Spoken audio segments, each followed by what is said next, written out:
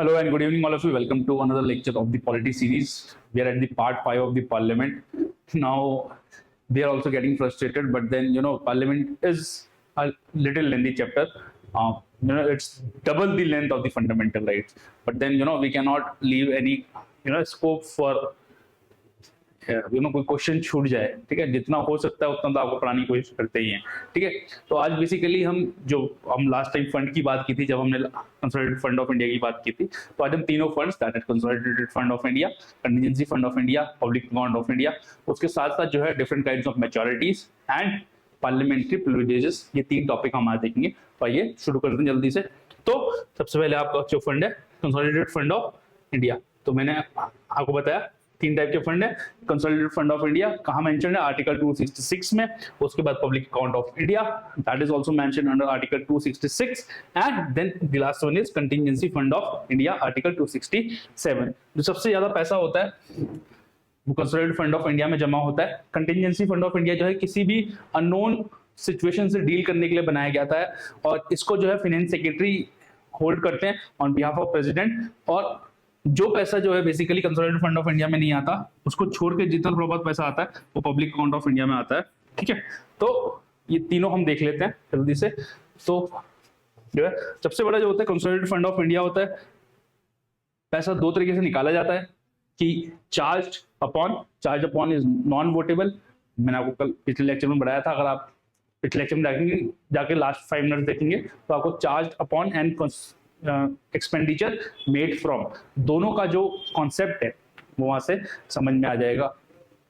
अब जो है कंसोलिडेटेड फंड ऑफ इंडिया में जो है ये बोला गया है कि जितने पैसा आएगा सरकार को, जितने पैसा जाएगा कंसोलिडेटेड फंड ऑफ इंडिया से आएगा जाएगा, एक्सेप्ट जितना पैसा जो है पार्लियामेंट ऑथराइज करेगी कंटिजेंसी फंड ऑफ इंडिया में रहना चाहिए, और जो पैसा पब्लिक अकाउंट ऑफ इंडिया में आएगा। तो ये मान लीजिए ये सबसे बड़ा पेमेंट, ये सबसे बड़ा बैंक अकाउंट है।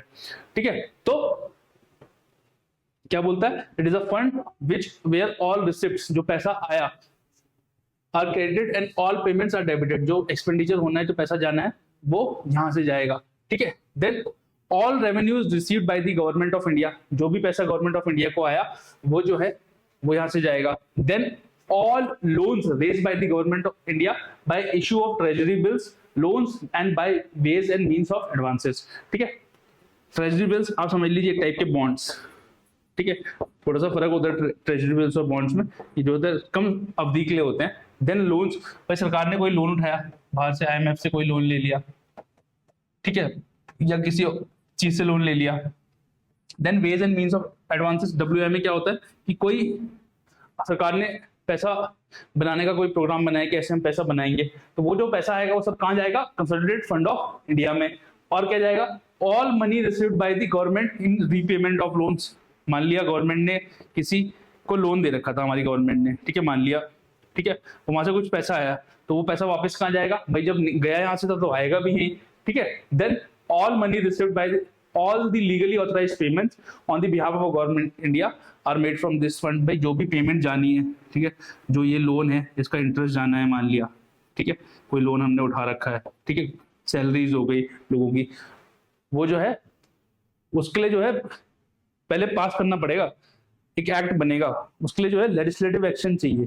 ठीक है, कंसोलिडेटेड फंड ऑफ इंडिया और कंटिजेंसी फंड ऑफ इंडिया और पब्लिक अकाउंट ऑफ इंडिया में यही फर्क है कि कंटिजेंसी और पब्लिक वाले में तो जो है एग्जीक्यूटिव एक्शन से आप पैसा निकाल सकते हो, बट यहाँ जो पैसा निकालना है वो आपको लेजिस्लेटिव एक्शन से निकालना है। मतलब पार्लियामेंट की ऑथराइजेशन जब आपके पास होगी तब आप इसमें से पैसा निकाल पाएंगे। ठीक है, तो यही बात है कि पार्लियामेंट्री लॉ और legislative action is required for the appropriation issued और drawn on funds from this account, कि अगर इसमें से पैसा निकालना है आपको तो जो है पार्लियामेंट की अप्रूवल लगेगी। ठीक है, ये थी बात किसकी? Article 266, that is consolidated fund of India. अब चलते हैं नेक्स्ट फंड की ओर। नेक्स्ट फंड क्या है आपका? Contingency fund of India. ये भी आर्टिकल 267 में दिया गया, पब्लिक अकाउंट ऑफ इंडिया 266 में दिया गया। तो कंटिजेंसी फंड क्या है कि ये बोला गया कि यार हमेशा तो ऐसा नहीं कि पैसा जो है कंसोलिडेटेड फंड ऑफ इंडिया से, तो आपको क्या है कि पार्लियामेंट से पास कराना पड़ेगा तब पैसा निकाल पाएंगे। अब ऐसा कोई इमरजेंसी हो गई, कोई प्रॉब्लम हो गई, तो एकदम पैसा कहाँ से पार्लियामेंट को एकदम बुलाएंगे, कहाँ से पैसा निकालेंगे? तो उसके लिए जो है कंटीजेंसी फंड ऑफ इंडिया बनाया गया, ठीक है। और इसी के लिए लाया गया था एक contingency fund of India act 1950। तो ये अंडर एक्ट बना, एक्ट भी है इसके लिए, contingency fund of India act 1950, ठीक है। ये एक्ट भी है इसके लिए कि कोई भी जो है basically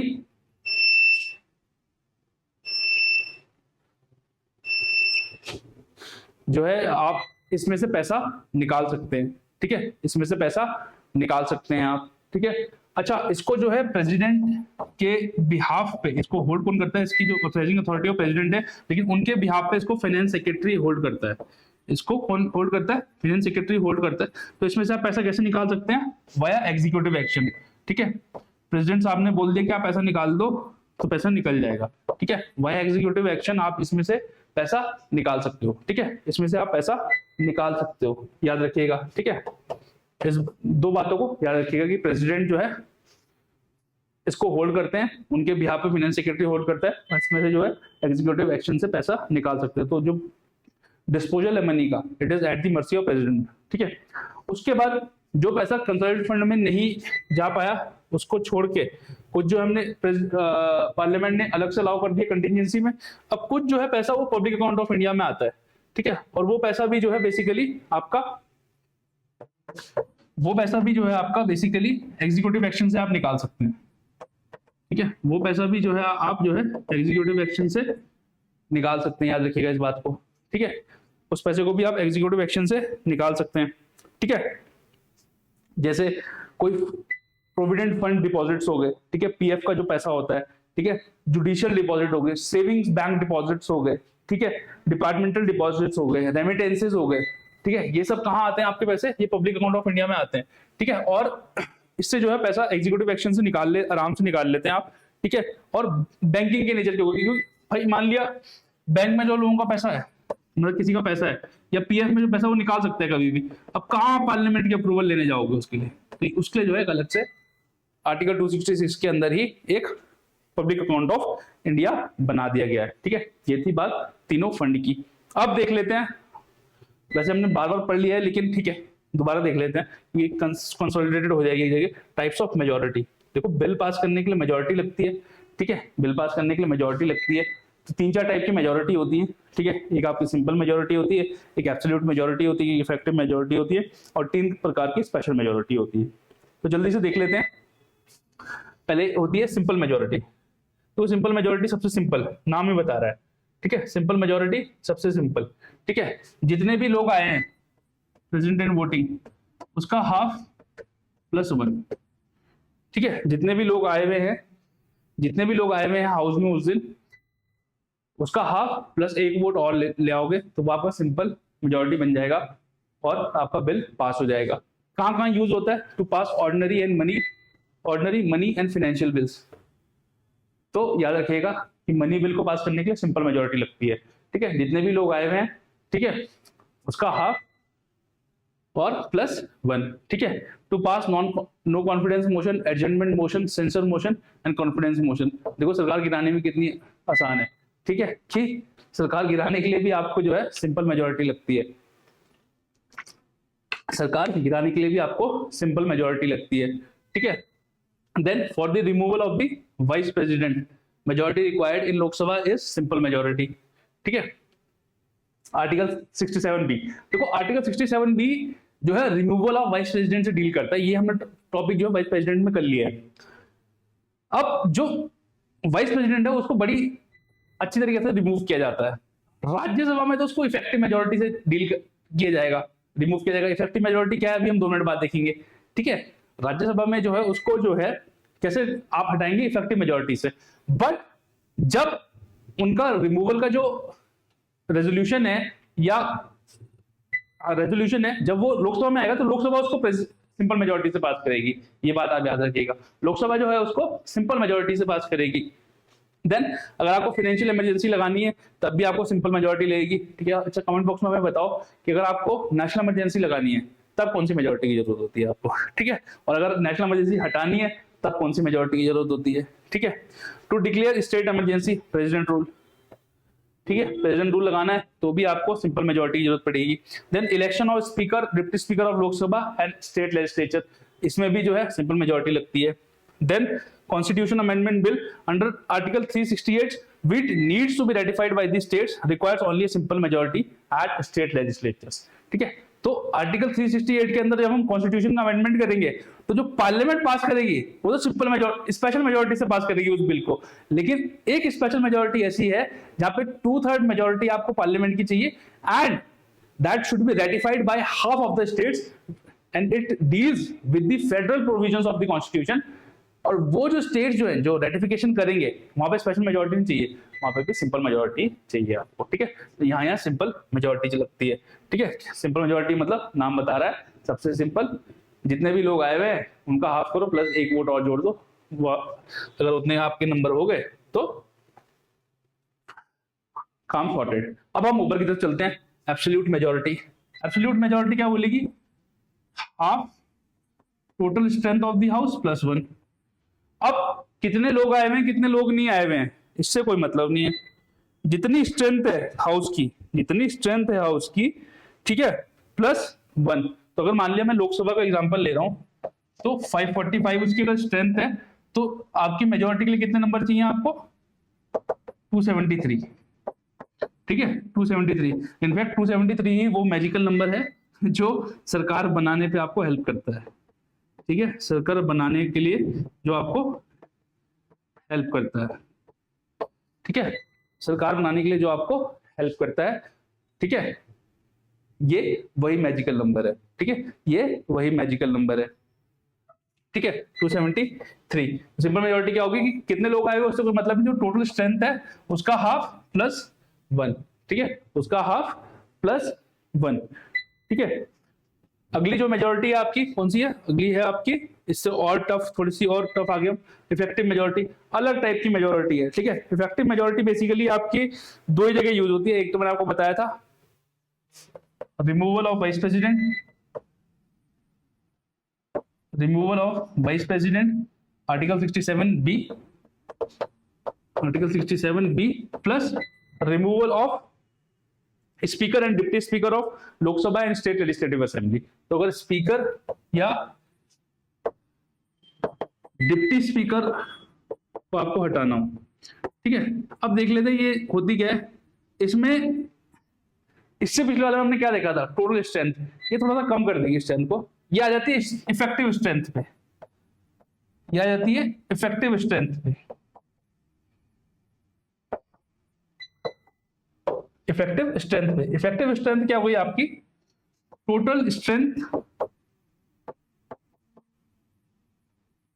minus vacancies, total strength minus vacancy. मान लिया कोई वैकेंसी, हमने आपको बताया अलग तरीके से कॉज ऑफ कोई रिजाइन करके चला गया, कोई जो है किसी की डेथ हो गई, ठीक है, तो अगर कोई वैकेंसी है तो उसे अगर माइनस कर देंगे हम टोटल स्ट्रेंथ में से तो वो इफेक्टिव स्ट्रेंथ आ जाएगी। तो इफेक्टिव मेजोरिटी क्या हो जाएगी, first 1/2 of effective strength, 1/2 of effective strength plus 1, ठीक है, प्लस 1। दो ही जगह यूज होती है, एक तो रिमूवल ऑफ वाइस प्रेसिडेंट में एंड रिमूवल ऑफ आपका speaker and deputy speaker of Lok Sabha and state legislative assembly. इसके बाद आप आ जाते हैं last type of majority, that is special type of majority, ठीक है। स्पेशल काइंड ऑफ मेजोरिटी, और स्पेशल काइंड ऑफ मेजोरिटी मैं आपको बताऊं 3 टाइप की होती है। पहली है एज पर आर्टिकल 249, ये सिंपल बोलती है, यहाँ पे 2/3 वाला गेम आ जाएगा, यहाँ हाफ वाला गेम हट जाएगा। तो आर्टिकल 249 क्या बोलता है, 2/3 of the present and voting, जितने लोग आए हुए हैं और जो वोट, वो उनमें से जो वोट कर रहे हैं उसका 2/3 आपने पा लिया, आप पास करा पाएंगे। वैसे कॉन्स्टिट्यूशन में एक ही जगह यूज होती है, to pass the Rajya Sabha resolution to empower the parliament to make laws in the state list. तो हम जब प्रोविजंस, कॉन्स्टिट्यूशनल प्रोविजंस पढ़ रहे थे कि कब कब जो है पार्लियामेंट के पास पावर आ जाएगी स्टेट पे या स्टेट के सब्जेक्ट पे लॉ बनाने की, तो उसमें से एक हमने ये भी पढ़ा था कि अगर 2/3 प्रेसिडेंट वोटिंग से राज्यसभा एक रेजोल्यूशन पास कर दे कि आप स्टेट के इस सब्जेक्ट पे लॉ बना सकते हैं, तब जो है पार्लियामेंट के पास पावर हो जाएगी कि वो स्टेट के सब्जेक्ट पे लॉ बना लेगा। ठीक है, तो 2/3 of present and voting, 2/3 of present and voting, simple है, जितने लोग आए हुए हैं उसका 2/3 लिया, पास कर दिया रेजोल्यूशन कि हाँ भाई ये स्टेट के लिए, स्टेट के सब्जेक्ट पे आप जो है पार्लियामेंट जो है लॉ बना सकती है। एक गेम ये हो गया, या एक टाइप ऑफ मेजोरिटी होगी, स्पेशल मेजोरिटी है सारी, स्पेशल मेजोरिटी का समझ लो 2/3 वाला गेम। ठीक है, देन एज पर आर्टिकल 368 अब क्या हुआ, इसमें क्या आ जाएगा, जितने मेंबर आए हैं 2/3 प्रेसिडेंट वोटिंग तो है ऊपर वाला, plus more than 50% of the total strength of house. मान लिया अगर ये कम हो गया तो 50, आप ये मान लो कि मिनिमम अगर 545 स्ट्रेंथ है, ठीक है, तो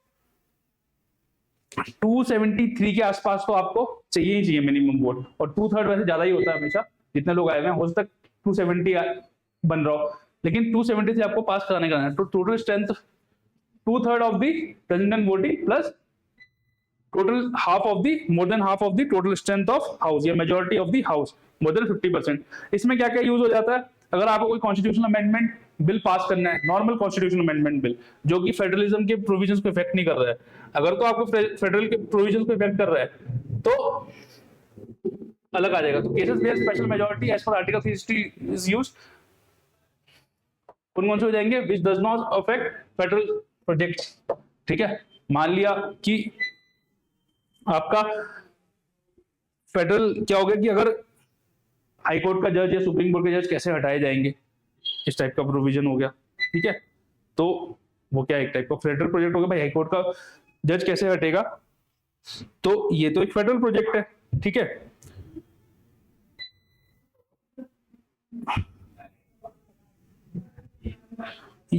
ठीक है, सुप्रीम कोर्ट का अलग बात है, सुप्रीम कोर्ट जो है अलग हो गया, हाई कोर्ट जो है क्योंकि स्टेट से डील करता है, तो उसमें जो है पोजीशन ऑफ द जजेस of the high court, removal decide कर सकते हो आप, रिमूवल डिसाइड कर लोगे आप इस मेजोरिटी से, लेकिन इसके अगले एक खतरनाक मेजोरिटी आएगी जो प्रेसिडेंट को रिमूव करने में यूज होती है। ठीक है, जो प्रेसिडेंट को रिमूव करने के लिए भी यूज होती है, वो सबसे खतरनाक मेजोरिटी होती है, उसमें तो आपको 2/3 ऑफ द एब्सोल्यूट चाहिए होती है, 2/3 ऑफ द एब्सोल्यूट चाहिए होती है, वो चौथे टाइप की होती है, उससे अलग होती है। ये कौन से प्रोविजंस अमेंड करेगी, जो फेडरलिज्म नहीं होंगे, तो जैसे ही फेडरल प्रोजेक्ट्स आपके फेडरल जो प्रोविजंस है वो इफेक्ट होने चालू हो जाएंगे, तो जो है उसमें आपको रेटिफिकेशन ऑफ स्टेट लगेगा, वो थर्ड टाइप ऑफ मेजोरिटी आ जाएगी आर्टिकल 368 के अंदर। और आप आर्टिकल 368 के अंदर बोलेंगे तो पहली वाली आर्टिकल 368 के अंदर नहीं आती है वो, ठीक है, दूसरी और तीसरी आती है। ठीक है, तो ये वाली आएगी। ठीक है, तो क्या क्या होगा, रिमूवल ऑफ जजेस of high court and supreme court, removal of chief election commissioner and controller auditor general of India, approval of national emergency, वैसे मैंने क्वेश्चन पूछा चलो बता दिया कि approval of national emergency requires a special majority as per article 368 in both the houses. ठीक है, then resolution by state legislative assembly for creation abolition of legislative council under article 169। ठीक है, क्योंकि लेजिस्लेटिव असेंबली के पास power होती है legislative council create करने की। ठीक है, अब लास्ट टाइप ऑफ मेजॉरिटी देख लेते हैं, तो उसमें क्या होगा, 2/3 जितने लोग आए हुए हैं प्रेजेंट एंड वोटिंग, इससे पहले क्या था, total strength of the house की मेजॉरिटी।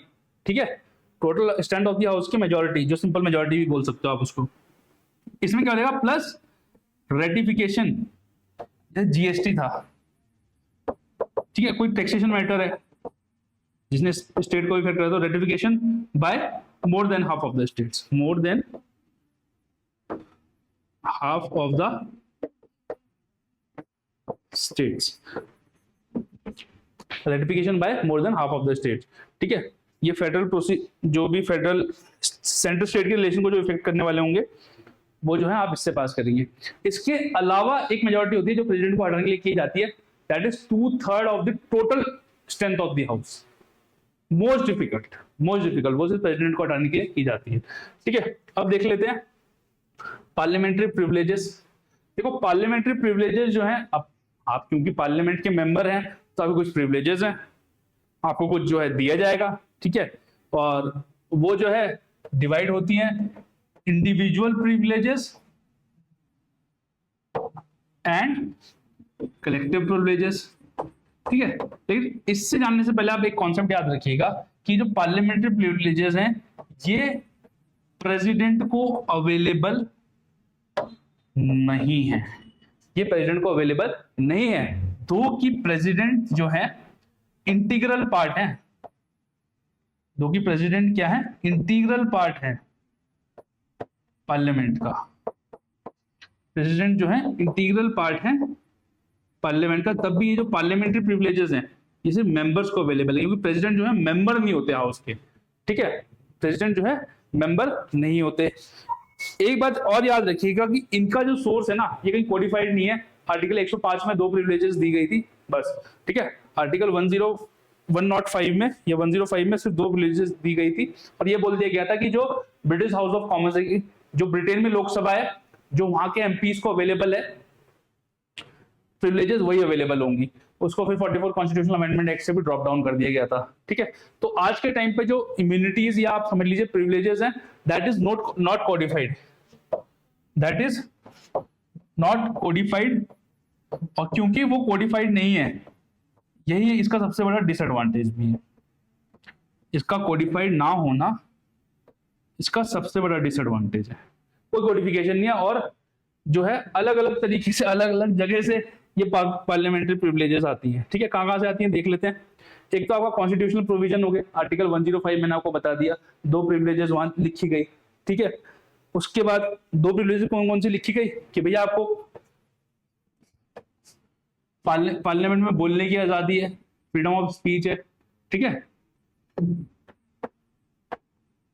आपको जो है बोलने की आजादी है पार्लियामेंट में, आपको फ्रीडम ऑफ स्पीच है, ठीक है। उसके बाद जो है जो हाउसेज हैं उन्हें जो है राइट टू पब्लिकेशन है इस प्रोसीडिंग्स की, कि उन प्रोसीडिंग्स में क्या क्या हुआ भाई, लोकसभा राज्यसभा की लाइव प्रोसीडिंग्स चलती है ना, वो उनका कॉन्स्टिट्यूशनल राइट है, वो कोई छीन नहीं सकता। आप मना नहीं कर सकते कि आप जो है लोकसभा राज्यसभा की जो मीटिंग्स आप उसको एयर मत करो, वो उनका राइट है, क्योंकि उनके पास राइट है कि वो अपने जो प्रोसीडिंग्स हैं उसे पब्लिश कर सकें, तो वो पब्लिशिंग चाहे रिटन मीडियम से हो चाहे इलेक्ट्रॉनिक मीडियम से हो, ठीक है। Then various law made by the parliament, तो पार्लियामेंट ने कुछ लॉज बना दिए कि इतनी इतनी सैलरी होगी, 40 दिन से पहले अरेस्ट नहीं करेंगे, ठीक है। Rules of the both the houses, कुछ रूल्स हैं, rules of Lok Sabha and rules of Rajya Sabha, उसमें कुछ प्रिविलेजेस लिख दी गई, कुछ पार्लियामेंट्री कन्वेंशन बन गए, कुछ जुडिशियल इंटरप्रिटेशन आ गई, ठीक है। कुछ जुडिशियरी ने जो है प्रोनाउंस कर दिए जजमेंट्स, वहां से उन्हें जो है बेसिकली कुछ प्रिविलेजेस मिल गई, ठीक है, कुछ जुडिशियल इंटरप्रिटेशन से प्रिविलेजेस मिल गई, ठीक है। These are the various sources of privileges. Then मैंने आपको बताया दो टाइप में डिवाइड होती हैं, कुछ इंडिविजुअल प्रिविलेजेस हैं, कुछ जो है कलेक्टिव प्रिविलेजेस हैं। भाई इंडिविजुअल प्रिविलेजेस कैसे हैं देख लेते हैं जल्दी से। आप ड्यूरिंग दी सेशन चल रहा है उससे 40 दिन पहले और 40 दिन बाद तक जो है किसी भी एमपी को या मेंबर ऑफ द हाउस को अरेस्ट नहीं करेंगे, ठीक है। और ये जो इम्यूनिटी है ये सिर्फ सिविल केसेस में अवेलेबल है, ये सिर्फ सिविल केसेस में अवेलेबल है, क्रिमिनल केसेस में अवेलेबल नहीं है, ठीक है, क्रिमिनल केसेस में अवेलेबल नहीं है। एक इम्यूनिटी ये है। देन फ्रीडम ऑफ स्पीच है कि पार्लियामेंट में आपने एक व्यक्ति ने पार्लियामेंट में या हाउस में, स्टेट के केस में हाउस में कुछ भी कहा, उसको आप जो है not liable in the court, ठीक है, you are not liable in the court, you are liable to the house, ठीक है। हो सकता है कि ये अभी हम देखेंगे कि ये प्रिविलेज हो तो ब्रीच ऑफ प्रिविलेज भी हो, ठीक है। आपको जो है एक आपसे एक्सपेक्टेड है एज एन एमपी कि आप जो है मर्यादापूर्ण भाषा का इस्तेमाल करेंगे, आपने जो है गाली गलौज कर दी। अब गाली गलौज कर दी तो पार्लियामेंट में करी आपने, तो कोर्ट उसमें कुछ नहीं करेगा, आप कोर्ट नहीं जा सकते, आप ये नहीं कह सकते कि इन्होंने मेरे को गाली वाली दे दी। लेकिन हाउस जो है आप पे एक्शन ले सकता है क्योंकि वो ब्रीच ऑफ प्रिविलेज है, आपको एक प्रिविलेज दी गई कि आप बोल सकते हैं, इसका मतलब थोड़ा ना कि आप कुछ भी बोले, तो that is a breach of privilege. अच्छा आगे हम देखिए एक ब्रीच ऑफ प्रिविलेज, उसके साथ कंटेम्प्ट ऑफ हाउस भी आ जाता है। तो ये दोनों मिक्सचर ही है कि आप हो सकता है कि जब आपने एक अपनी प्रिविलेज ब्रीच करी तो आपने हाउस की अवमानना करी, हाउस की जो डिग्निटी थी उसे हर्ट किया, तो हो सकता है आप ब्रीच ऑफ प्रिविलेज भी करें अपनी और आपने कंटेम्प्ट ऑफ हाउस भी किया हो, ठीक है। बट देन ये तो है कि आपको जो है कोर्ट में लायबल हैंड नहीं किया जाएगा, आप कुछ भी बोलें, ठीक है, आप कुछ भी बोलें पार्लियामेंट में, आपको कोर्ट में वो नहीं किया जाएगा, बुलाया जाएगा। देन जूरी सर्विस से आप फ्री हैं, ऐसा नहीं आपको बुला लिया, ऐसा है कि भैया आओ गवाही दो यहाँ पे, जरा हमें बताओ इस केस में कैसा हुआ। जूरी सर्विस से वो एग्जेम्प्टेड है कि विटनेस के रूप में आ जाओ, एविडेंस अपीयर करो, ये सब जो है उनको इम्यूनिटी है, ये सब उनकी इंडिविजुअल प्रिविलेजेस हैं, ठीक है। फिर उन्हें कुछ कलेक्टिव प्रिविलेजेस भी हैं, ठीक है। जैसे वो कलेक्टिव प्रिविलेजेस क्या है, बहुत सारी हैं कि वो उसको जो है पब्लिश कर सकते हैं, अपनी जो पब्लिकेशंस हैं, जो भी प्रोसीडिंग्स हुई, ठीक है। उसके बाद सीक्रेट मीटिंग हेल्ड कर सकते हैं वो, ठीक है, सीक्रेट मीटिंग हेल्ड कर सकते हैं, सीक्रेट मीटिंग हेल्ड कर सकते हैं। उसमें सीक्रेट मीटिंग में क्या होता है, जो भी कॉरिडोर में लोग खड़े होते हैं उन्हें हटा दिया जाता है, ठीक है। उसके अलावा जो है पब्लिश कर सकते हैं अपनी प्रोसीडिंग्स को, ठीक है। और क्या क्या प्रिविलेजेस है उनको, ठीक है। कोर्ट जो है जो भी प्रोसीडिंग्स होगी उसमें इंक्वायर नहीं करेगा, ठीक है। तो कोर्ट के नो कोर्ट इंटरफेरेंस है, कोर्ट का कोई इंटरफेरेंस नहीं होगा उसमें, ठीक है, कोर्ट का कोई इंटरफेरेंस नहीं होगा। और क्या होगा कि अपने रूल्स खुद बना सकते हैं, ठीक है, और अपने रूल्स खुद बना सकते हैं वो कि हम अपने आप को कैसे गवर्न करेंगे, तो खुद ही देखो, जो रूल्स ऑफ लोकसभा है वो लोकसभा ने तो बनाए हैं, ठीक है, रूल्स खुद बना सकते हैं। उसके अलावा किसी भी मेंबर का अरेस्ट होता है, ठीक है, डिटेन किया जाता है, ठीक है, तो उसकी इमीडिएट जो है आप सूचना देंगे स्पीकर या डिप्टी स्पीकर या राज्यसभा के केस में चेयरमैन या डिप्टी चेयरमैन को, ठीक है। ये सब इन्हें राइट्स अवेलेबल हैं, ठीक है। और वो किसी को बुला भी सकते हैं, अगर मान लिया मैंने लोकसभा के खिलाफ या कुछ कह दिया तो हो सकता है मुझे कल को बुला लेंगे, आपने जो है ब्रीफ ऑफ हमारा जो है कंटेम्प्ट ऑफ हाउस किया है तो उसको बुला लेंगे वो, ठीक है। किसी भी को भी बुलाने की उनको पास पावर भी है, तो ये उनकी कलेक्टिव प्रिविलेजेस है, ठीक है। छोटा सा लास्ट टॉपिक देख लेते हैं। लास्ट टॉपिक है breach of privileges and contempt of house. ये आप समझ लीजिए कि एक इंटरचेंजेबली यूज किया जा सकता है, बहुत ज्यादा अंतर नहीं है, ठीक है। मैंने आपको बोला कि जैसे आपको फ्रीडम ऑफ एक्सप्रेशन है, ठीक है, आपने गाली गलौज कर दी, ठीक है, तो कोर्ट में तो आपको लायबल हैंडल नहीं किया जा सकता क्योंकि वो आपकी एक प्रिविलेज है, कोर्ट में आपको नहीं बुलाया जाएगा। लेकिन आप क्या है, आपके ऊपर कंटेम्प्ट ऑफ हाउस किया जा सकता है, ठीक है, कंटेम्प्ट ऑफ हाउस किया जा सकता है। या मान लिया आपने कॉन्स्टिट्यूशन पकड़ा, कॉन्स्टिट्यूशन को फाड़ दिया सबके सामने, तो क्या है, आप पे जो है कंटेम्प्ट ऑफ हाउस भी हो सकता है, आपने जो अपने प्रिविलेज को जो है तोड़ा है। तो ये इंटरचेंजेबली यूज किए जा सकते हैं, कोई भी breach of privilege contempt of house हो सकती है और कोई भी contempt of house breach of privilege की वजह से हो सकता है। तो ये इसके बीच में डिफरेंस है। और जो ये प्रिविलेजेस हैं ये मैंने आपको बता दिया कि ये कोडिफाइड नहीं है, ये कोडिफाइड नहीं है, बस इतने याद रखिएगा, ठीक है। उसके बाद अगले लेक्चर में हम लोग जो है बेसिकली आगे और फंक्शंस देखेंगे पार्लियामेंट के। तो इस लेक्चर में इतना ही। Thank you very much and I hope you all are doing great and take care of yourself and if you have any doubt feel free to tell us in the comment box. Bye bye, take care and see you.